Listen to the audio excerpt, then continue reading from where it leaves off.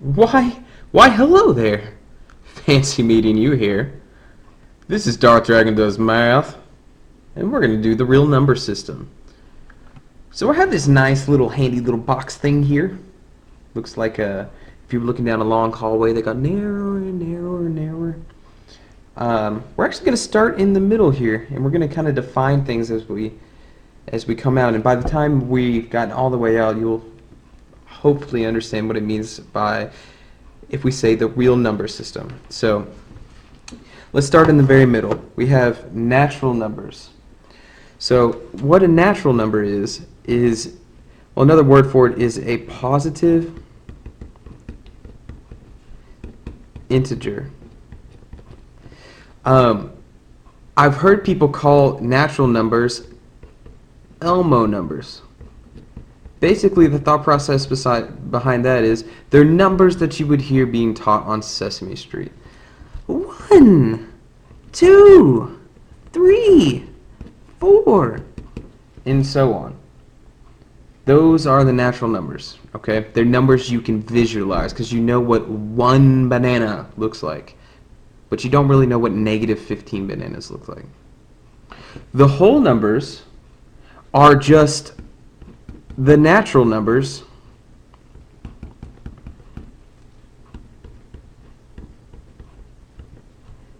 and 0, which is kind of interesting because when we think whole, we think of actually something physically there, not 0, but the natural numbers and 0. So basically, if we were going to count the whole numbers, we would say 0, 1, 2, 3, 4, and so on. Integers are basically whole numbers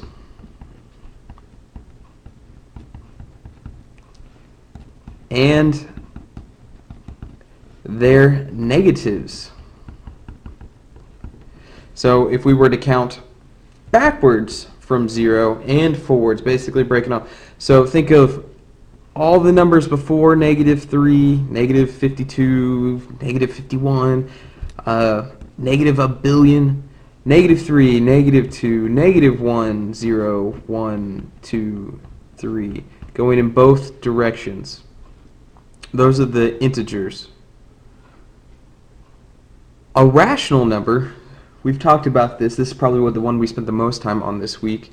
The rational number is numbers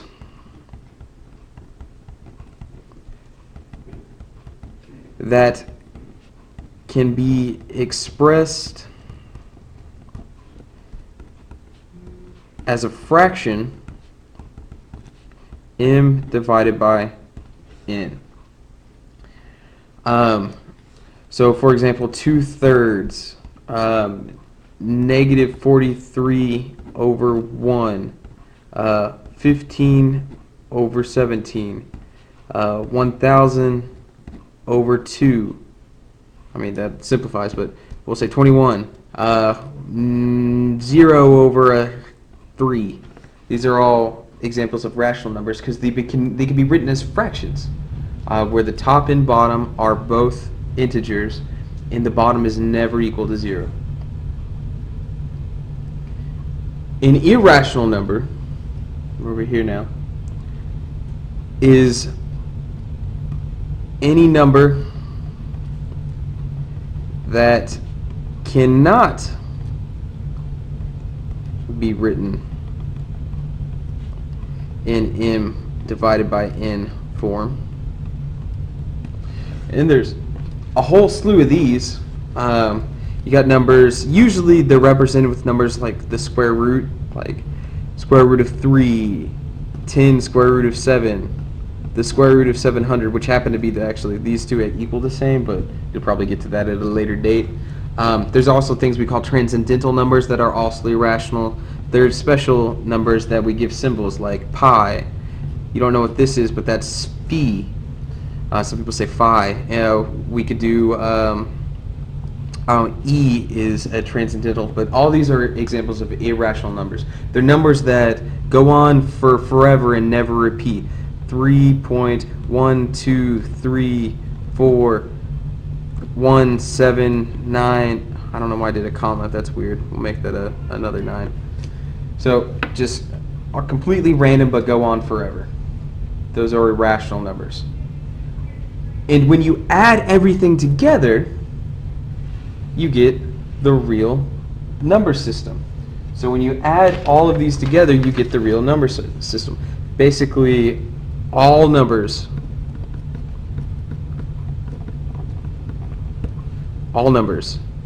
rational and irrational. The best way I can explain why this is important, let me do it visually. So we have a number line. Let's call this right here 0. Let's call all the way down here 1.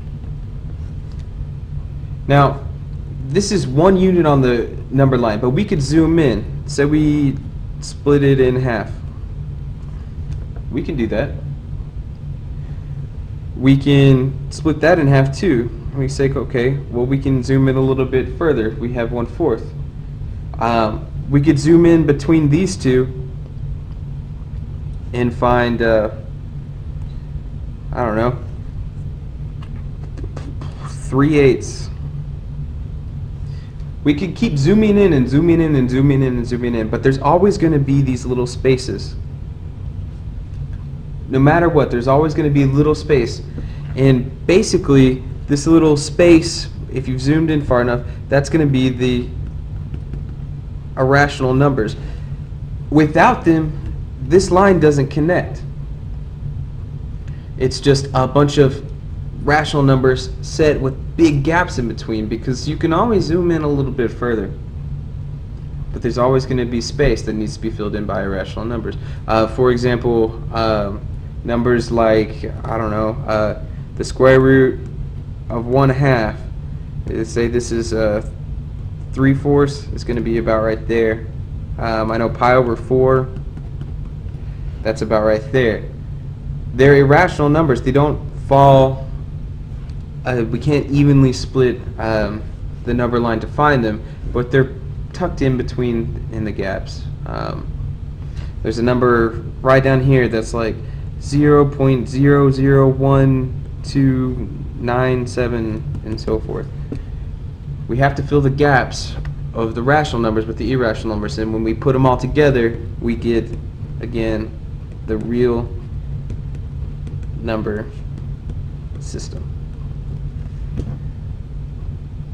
Let's do a quick example problem using this thought process. So, first off, if you looked at something like this, you're given a list of real numbers below. Represent each real number in decimal form to 3 decimal places. So, I wrote them this way to kind of give you an idea where these numbers come from. So let's start with this one right here. I'm going to rewrite that as 5 and 11/13. Okay? Understand why that's 5 and 11/13. So that's the same thing as 76 over 13. Where I'm getting that is 13 times 5 is 65. 65 plus 11 is 76. So 76 over 13. So from here, I want to figure out what this is to 3 decimal places. So for sake of brevity here, 76 divided by 13. Okay, to 3 decimal places. We have 5.8461. Here's 3 decimal places. 5.846. Good grief. 5.846. So that's our first one.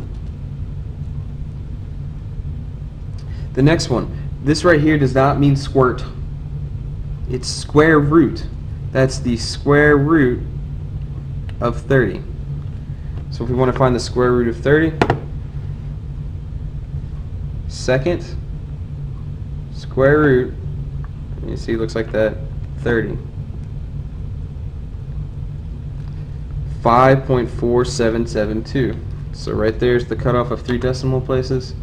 We don't have to round, so 5.477. 5.477.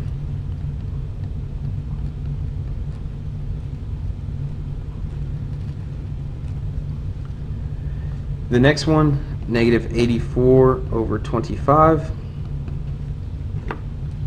So the negative is actually down here, by the way. Negative, that was 84 over 25.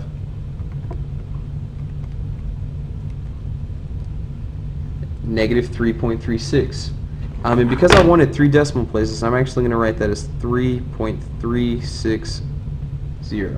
Okay, so keep that in mind.